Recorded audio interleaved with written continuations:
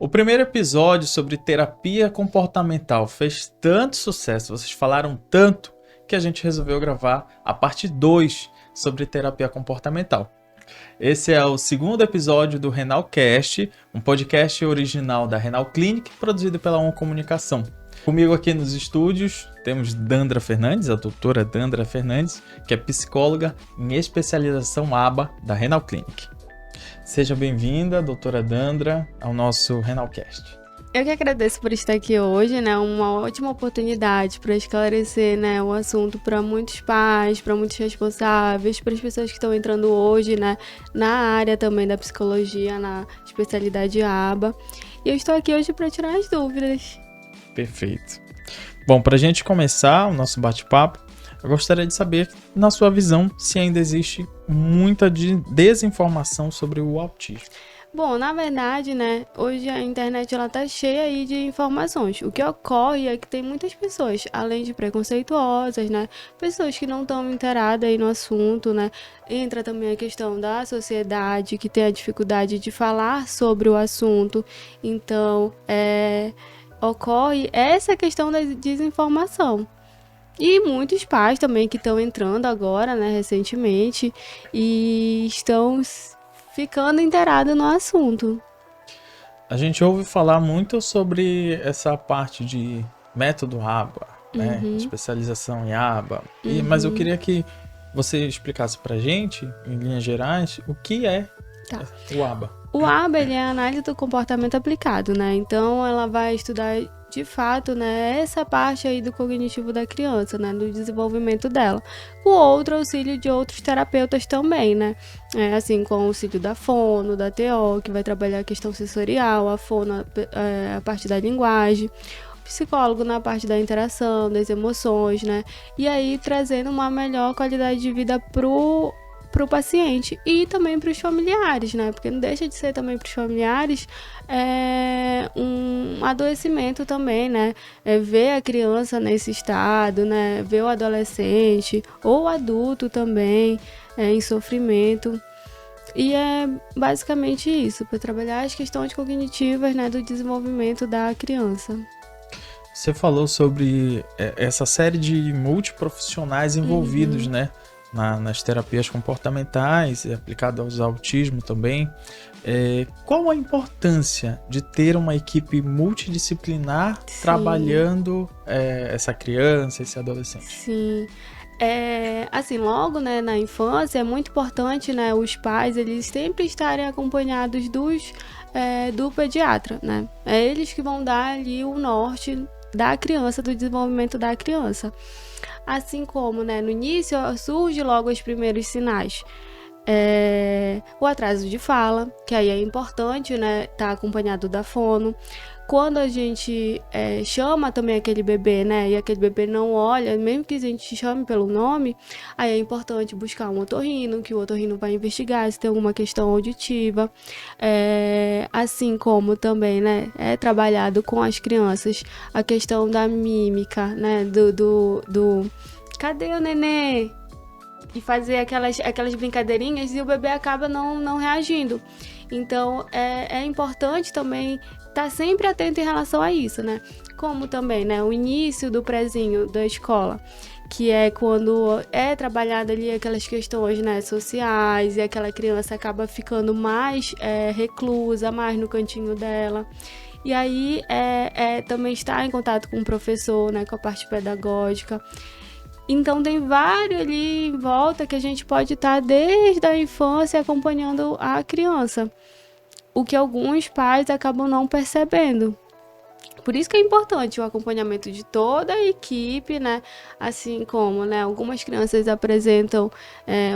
atípicas apresentam restrição alimentar.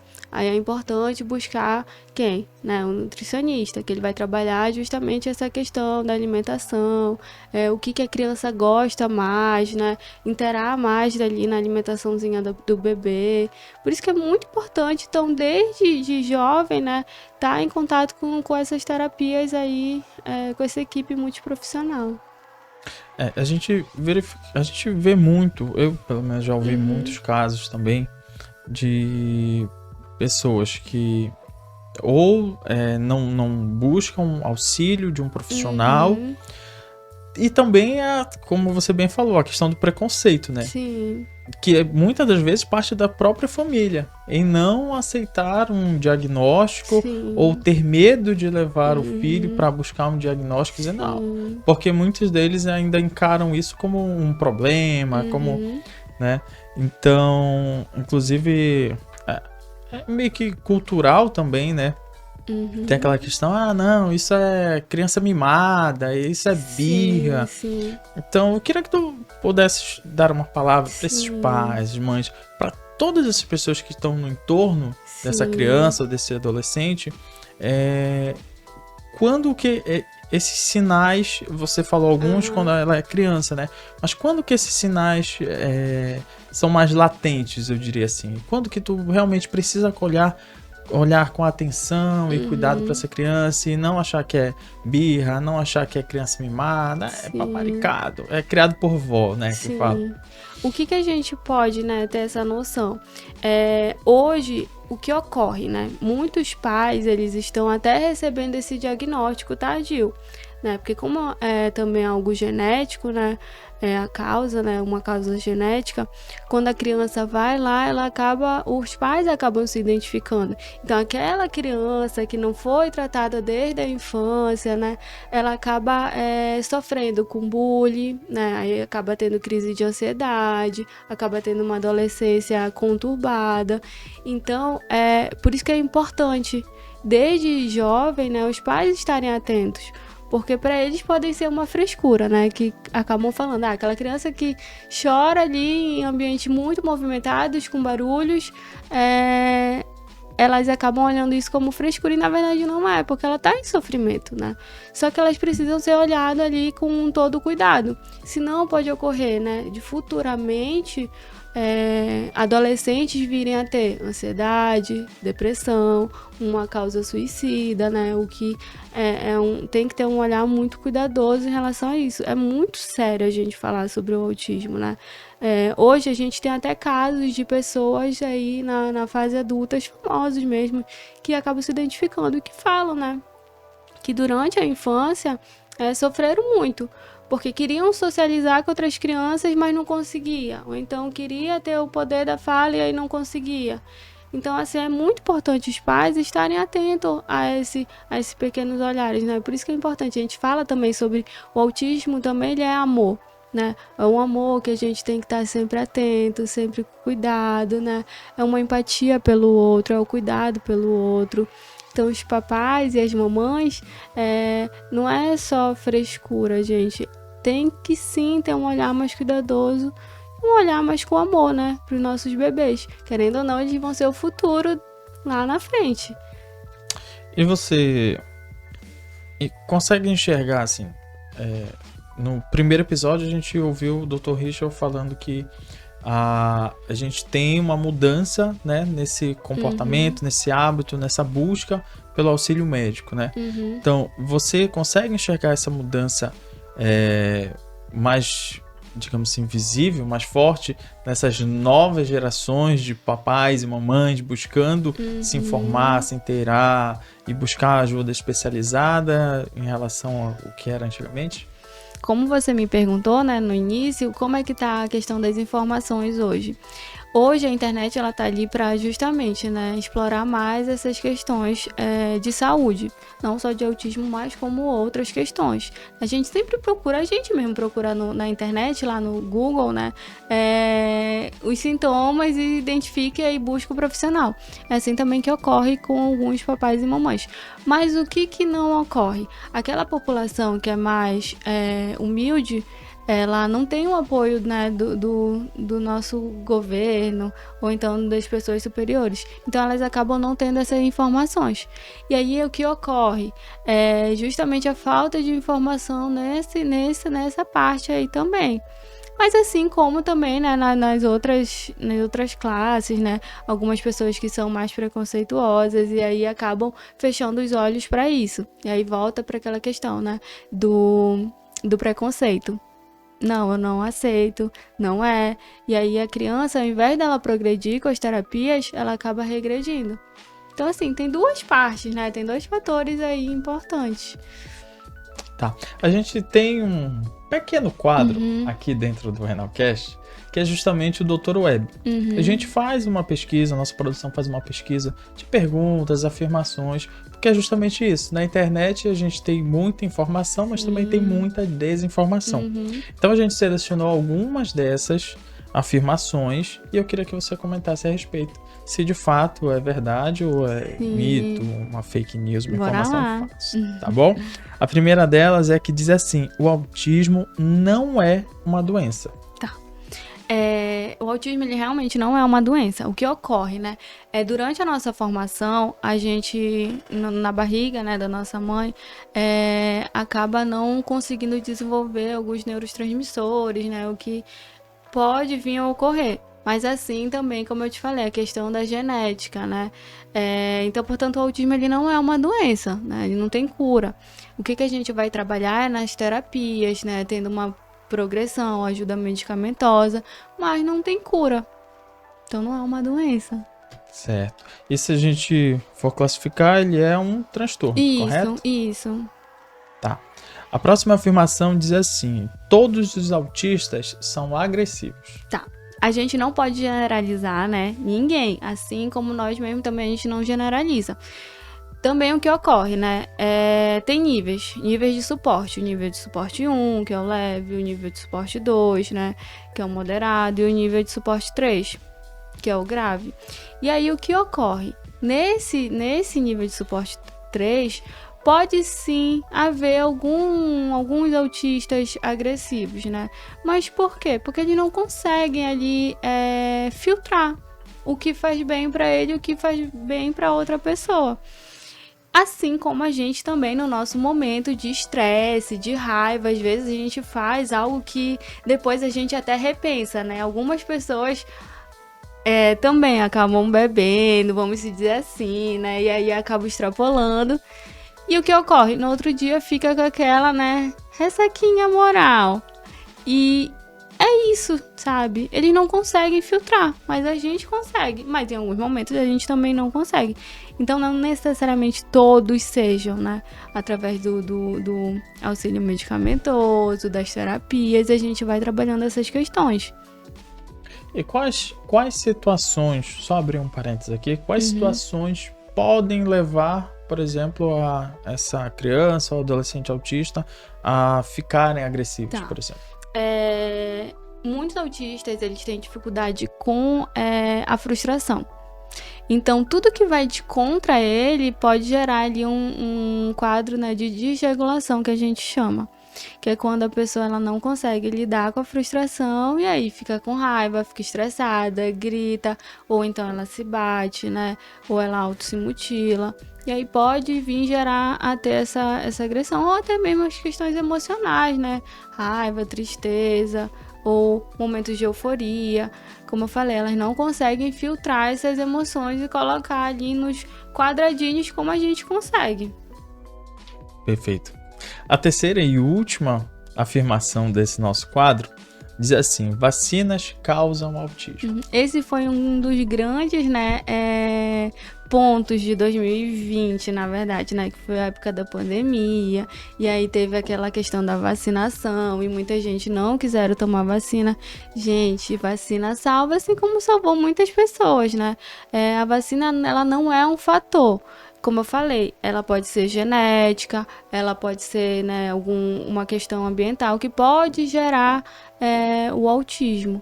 Mas a vacina ela é muito importante, ela também fortalece as nossas questões imunológicas, né? Então ela vai nos fortalecer a não ter doenças, né? Doenças que pode ser gerado por vírus, bactérias, que são importantes para o nosso desenvolvimento e prevenir alguma doença futura. Perfeito. A próxima pergunta que eu gostaria de fazer a você, por exemplo, eu tenho casos, inclusive na família, desse diagnóstico tardio, Sim. Né, sobre autismo. Sim. Então, eu gostaria de saber se tem como a pessoa ter autismo ou ter um filho autista e não saber? Sim, não tem perceber? sim, tem sim. Mas, Como eu falei, né, pra você, a questão de muitos pais hoje em estarem se identificando. Eu tive caso, né, da mãe, que ela não conseguia lidar com o marido. E o filho dela acabou se descobrindo autista na adolescência. E alguns sintomas o pai se identificou. Ele buscou, né, o especialista, fez ali a avaliação com o neuro, né, com o psiquiatra. E ele foi diagnosticado.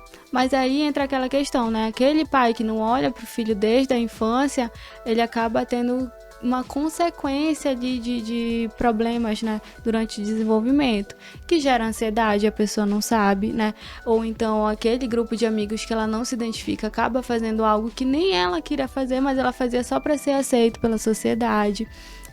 Hoje também em dia a gente tem aí alguns famosos que estão se descobrindo, né? Como a Letícia Sabatelli, né? Que ela se descobriu em 2023, autista. Tem também aquela cantora famosa, a Cia.